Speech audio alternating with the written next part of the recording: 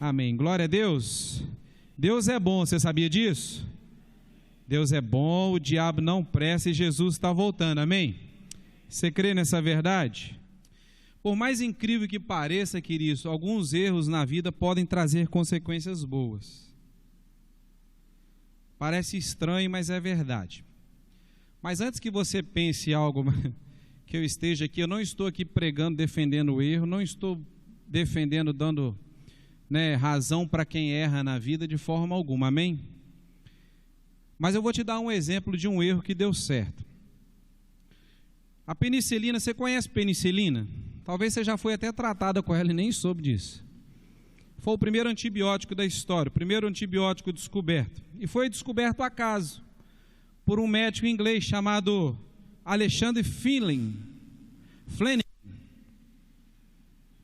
Esse médico inglês, quando ele retornou da guerra, lá para o ano de 1928, ele começou a estudar a respeito de uma bactéria que causava lesões, que causava nas feridas dos soldados, causava infecções nas feridas dos soldados.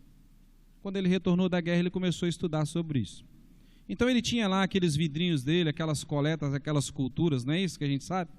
Aquelas culturas, aquelas colônias de bactérias, ele começou a estudar aquilo, e certa vez ele saiu, foi tirar umas férias, e ele cometeu um erro grave. Ele, em vez de ter guardado todo aquele material em um ambiente, vamos dizer assim, controlado, um ambiente seguro, ele deixou aquele material largado, exposto lá no laboratório dele. E ele tirou suas férias, e ao retornar ele percebeu o erro que ele havia cometido. E quando ele pegou aquelas placas para estudar novamente, ele viu que havia um bolor, que havia algo ali, naquelas bactérias. Ele viu que aquelas placas ali foram contaminadas, que havia um bolor, e onde havia esse bolor não havia a presença das bactérias que ele estava estudando, que causavam infecções nas feridas dos soldados. Então, através de um erro, ele isolou aquela bactéria, e através dos estudos dele, daquele bolor, daquela coisa que deu errada lá, ele pôde extrair a substância, e assim foi descoberta a penicilina, que é o primeiro antibiótico da história. Na igreja também, nós infelizmente cometemos muitos erros. Nós somos falhos, nós somos pessoas falhas, mas o importante, conforme a música que nós cantamos, é não permanecer no erro, mas procurar aprender com eles e sempre procurar acertar. Amém? Glória a Deus. Sempre procurar o caminho correto, ainda que a gente erre no meio dele. Precisamos tomar a direção correta para podermos fazer o que é certo. O apóstolo Paulo diz algo interessante a esse respeito para nós, quando Paulo estava falando, lá escrevendo a carta aos Efésios, e falando para a igreja, ele diz assim, falando a respeito do aperfeiçoamento da igreja, que Deus deu uns para pastores, apóstolos, profetas, mestres. Aí Paulo diz assim lá em Efésios capítulo 4, verso 13, até que todos cheguemos à unidade da fé e ao conhecimento do Filho de Deus, a varão perfeito, à medida da estatura completa de Cristo. O que Paulo estava querendo dizer isso? Até que, ou seja, primeira coisa, é válido para os dias de hoje, amém? Até que. Ou alguém aqui já chegou a varão perfeito? Ainda não. Sabe, querido, o que nós precisamos buscar na vida? Crescer espiritualmente falando, crescermos espiritualmente, chegarmos a varão perfeito. É possível andar como Jesus andou nessa terra? Sim, porque senão a Bíblia não nos incentivaria, não diria para nós como chegar a isso. A varão perfeito, a medida da estatura de Cristo, ou seja, assim como Cristo andou, fazendo o que é certo nessa terra, isso também é esperado de nós, amém? Glória a Deus. Mas entenda, querido, a palavra até que significa que no meio do caminho nós vamos cometer alguns erros. Amém? E Gálatas 6, verso 1 vai dizer assim para nós: irmãos, se algum homem chegar a ser surpreendido em alguma falta, quando a gente lê, a gente precisa interpretar aquilo que o autor está dizendo. Irmão, se algum homem ou alguma mulher, né, chegar a ser surpreendido em alguma ofensa, ou em algum erro, ou em alguma falta, né? Se algum homem chegar a ser surpreendido que ele deu uma derrapada, um desacerto, um engano, se ele caiu em pecado, olha o que Paulo diz, vós, falando para mim e para você, para a igreja, amém? Vós que sois o quê? Espirituais. Vós que sois espirituais, encaminhai o tal, que tal? Aquele que caiu, aquele que errou, ok? Encaminhai aquele que errou com o espírito de mansidão. Encaminhai aquele que errou com espírito de perdão. Encaminhai aquele que errou com espírito de amor, com carinho, com zelo, olhando por ti mesmo, para que também não sejais tentados. Sabe por quê, querido? Porque o erro que o irmão cometeu, nós pertencemos à mesma natureza que ele, e podemos cair naquele erro também. Somos iguais, não há distinção, somos feitos da mesma natureza. Paulo vai trazer aqui uma clara instrução, uma exortação, um ensino de como a gente deve se comportar diante de tal situação. Qual situação, pastor? Quando alguém erra. É isso que ele está falando. Escrevendo à igreja, escrevendo aos Gálatas, as igrejas da galáxia. Não há uma igreja específica, há várias igrejas, inclusive para nós hoje. Então Paulo vai trazer essa instrução. A primeira coisa que Paulo diz é que o erro deve ser tratado. Paulo não está passando a mão na cabeça de ninguém, só está dizendo a forma, mas a primeira coisa que ele diz é que o erro deve ser tratado. Há uma outra versão que diz, ajudem ele, aquele que errou, ore por aquele que errou. Existe uma outra versão que diz assim, guardem as críticas. Olha que coisa. Pastor, por que nós temos que tratar os erros? Porque todos nós sabemos que o pecado ele afeta diretamente a nossa comunhão com Deus, sim ou não? Isaías já dizia isso, Isaías 59, ele diz assim, eis que a mão do Senhor não está encolhida para que não possa ajudar, né? Nem os seus ouvidos agravados para que não possa ouvir, mas as vossas iniquidades, ou seja, os vossos pecados, os vossos erros, é que fazem separação entre vós e o vosso Deus, para que ele não vos ouça. Existe uma outra versão da mensagem que eu gosto muito. Imagina Isaías pregando para nós aqui hoje à noite, e dizendo as mesmas palavras. Isaías dizendo assim, olha, ele disse o verso 1 dizendo assim, olhem, vejam, o braço do Eterno não foi amputado, ele ainda pode salvar, aleluia. Isaías dizendo, os ouvidos do Eterno não estão obstruídos, ele ainda pode ouvir, aleluia. Não há nada de errado com Deus, o erro está em vocês. E no verso 2 ele diz assim, a vida torta de vocês foi o que os separou de Deus. Os seus pecados estão entre vocês e Deus, e ele agora não os ouve. É exatamente o que Paulo está dizendo. Vamos tratar o erro, porque o pecado faz com que haja separação entre nós e Deus. Ele nos deixa vulneráveis ao caçador do inferno. Lembra do caçador do inferno do domingo passado? Cuidado, querido. Alguns cristãos, inclusive, infelizmente, eles pensam que se eles errarem, só trazem consequências para si mesmo. Mas eles esquecem que nós pertencemos a um só corpo, amém? O corpo de Cristo. Há vários relatos bíblicos, querido, onde erros de alguns trouxeram graves, sérias consequências para a congregação. Nós precisamos ter isso em mente. Nós precisamos ter esse conhecimento.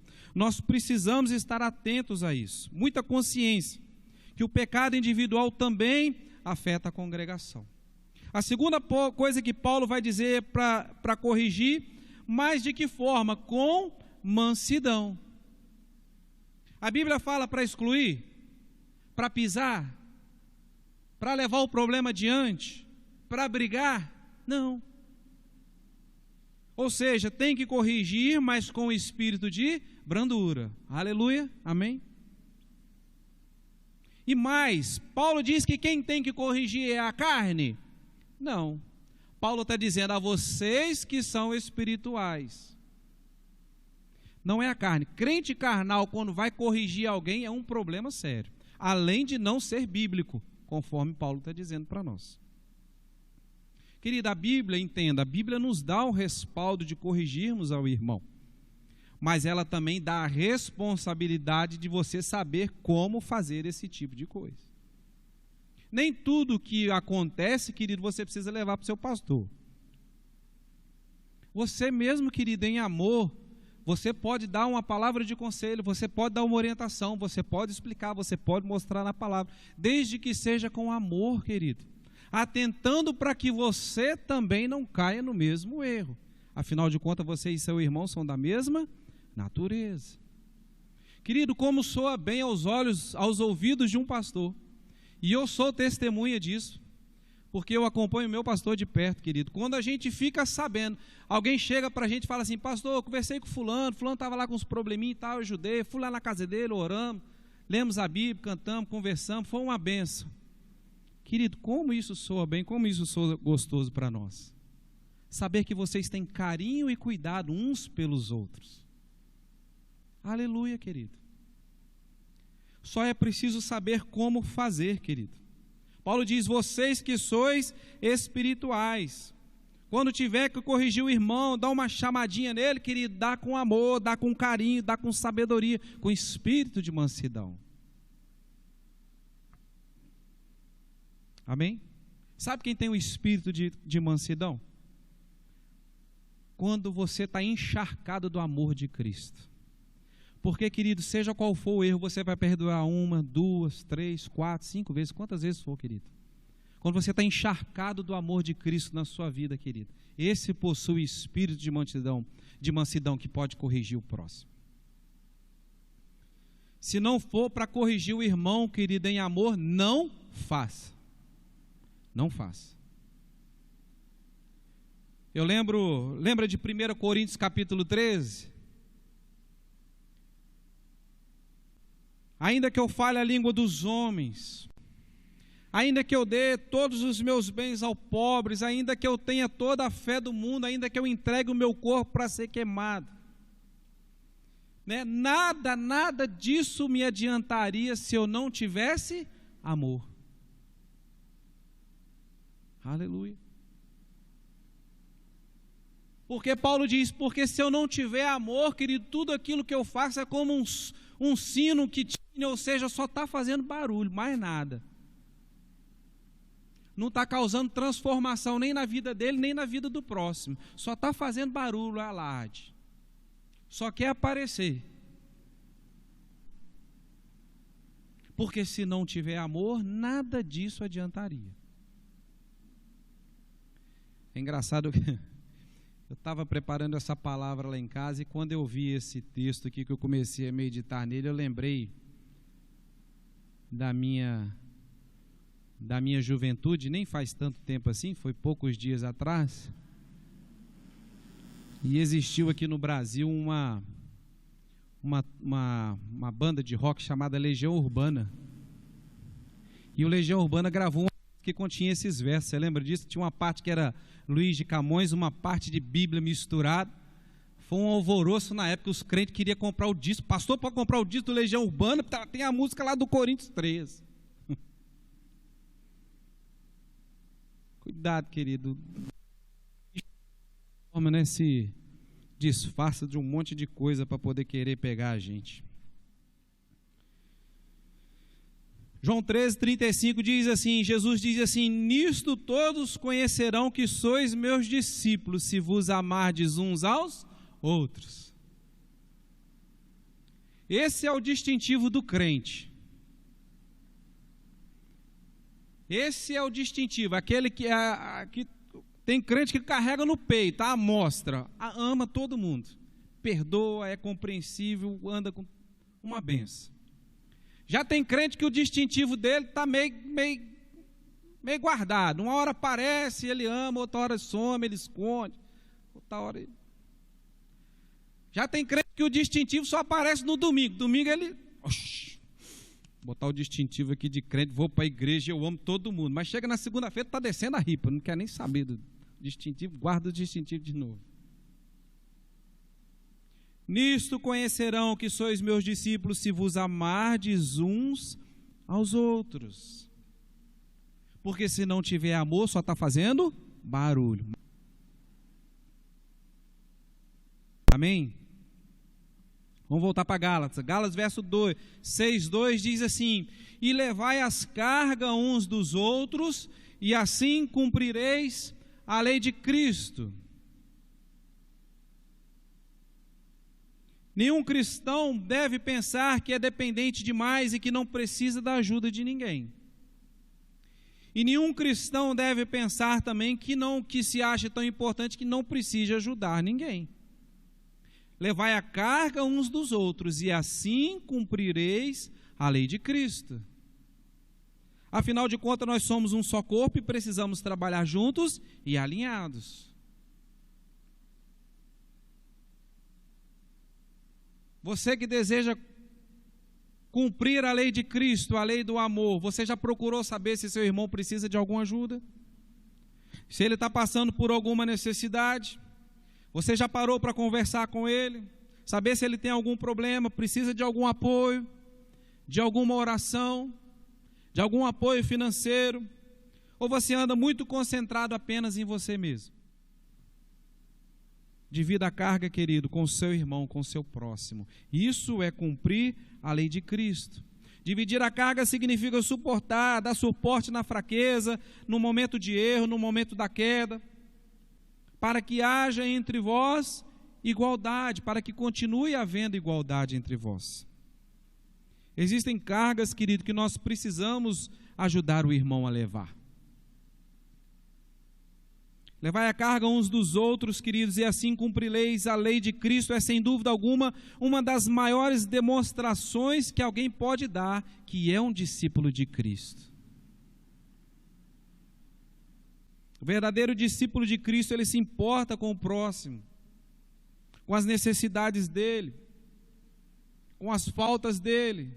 O verdadeiro discípulo de Cristo está sempre disposto a servir ao próximo. Jesus é o nosso maior exemplo, Jesus é a nossa maior referência.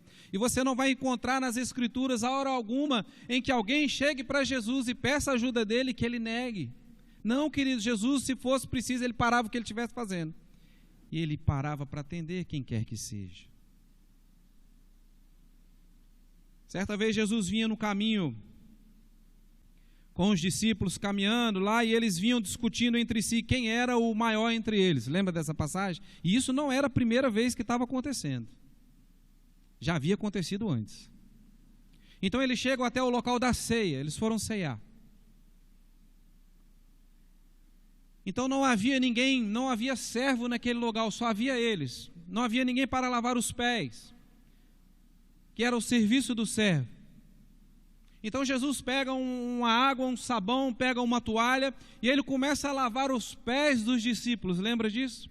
E desculpa, querido, deixa eu falar algo para você, você que pensa diferente. Jesus não estava ali ensinando nenhum ritual de lava-pés. Jesus queria ensinar algo muito, muito, muito maior.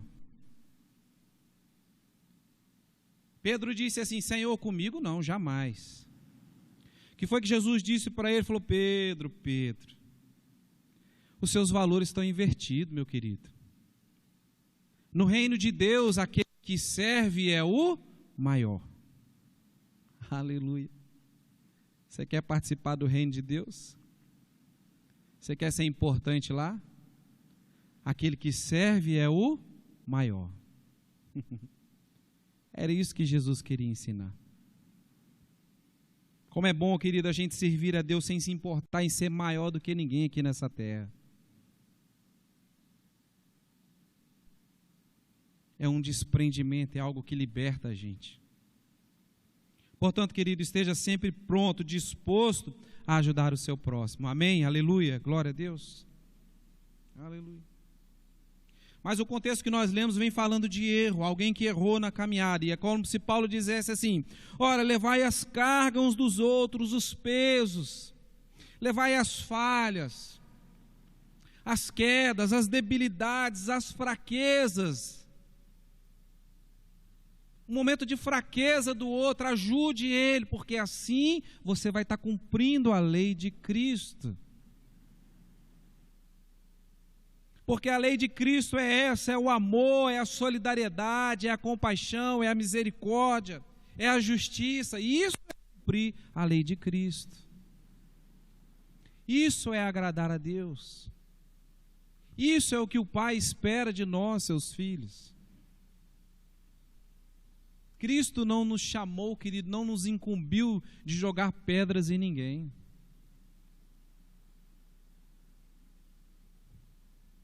Ele nos chamou para amar e servir ao próximo. Nisso vocês serão conhecidos como meus verdadeiros discípulos, se vos amardes uns aos outros. E nós precisamos, querido, ter compromisso com a palavra, compromisso com a verdade. Esse é o custo, querido, de ser um discípulo de Jesus. Amar ao próximo como a ti mesmo. Verso 3 de Gálatas 6 diz assim: porque se alguém cuida ser alguma coisa, não sendo nada, engana-se a si mesmo. O contexto que Paulo vem falando é de quem é alguém que possa ter errado. Então, querido, se você diz que ama, mas quando o irmão erra, não ama, não perdoa, Paulo está dizendo assim: você está enganando a você mesmo. Você não está enganando a Deus, você está enganando a você mesmo. O arrogante, o presunçoso, aquele que se acha superior aos outros, querido, não passa de um cego que vive se enganando. Se você diz que ajuda, mas na hora de fazer o bem não faz, anda enganando a si mesmo. Mas lá à frente, no verso 10, Paulo vai dizer assim: e não nos cansemos de fazer o bem a todos, mas principalmente aos da fé. O crente muitas vezes, querido, infelizmente, ele parece estar mais disposto a perdoar alguém que está lá fora, cometendo as mais terríveis coisas, e está disposto a aceitar ele dentro da igreja. A prostituta, ao beberrão, ao drogado, ao traficante, a seja quem for, querido, mas ele tem o coração fechado quando um irmão dentro da igreja erra. Nós vemos muito essa situação, querido, infelizmente. E não foi isso que Cristo ensinou para nós, não é isso que Paulo está dizendo para nós. Portanto, querido, ame o seu irmão em Cristo de verdade. Se preocupe com ele, veja se ele está precisando de algo, de ajuda, de um apoio, de uma palavra amiga. De uma ajuda, né? Participe das campanhas, doe alimentos. Faça a sua parte, doe seu tempo, se importe de verdade, querido. E assim você não vai estar enganando a si mesmo. Tire tempo para conversar com o irmão, para acrescentar uma palavra de fé na vida dele, dê bons conselhos, mostre a direção, o caminho, chame alguém para conversar com você, desfrute de bons momentos com seus irmãos em Cristo e dê a eles a liberdade, querido, de te procurarem no momento de necessidade. Suportai-vos uns aos outros, querido. Não é suportar de, eu não aguento fulano, é suportar de dar apoio, de dar suporte. Isso é ser cristão, isso é ser discípulo de Jesus, amar e se importar com o próximo. Verso 4, Paulo vai dizer assim: cada um prove cada um a sua própria obra e terá glória só em si mesmo e não no outro. Né? Tem gente que diz assim, e a gente precisa refletir naquilo que a gente anda fazendo, né? As obras que a gente temos, naquilo que nós temos feito, aquilo que nós temos praticado. Vou dar um exemplo, tem gente que diz assim: nossa igreja é uma bênção. Nossa igreja, todo mês nós juntamos e doamos um monte de alimento para as famílias carentes, doamos oferta, doamos alimento. A primeira coisa que vem na sua cabeça, rapaz, esse homem deve ser o primeiro a participar, né? Mas quando você vai ver a realidade, querida, a pessoa não participa daquilo.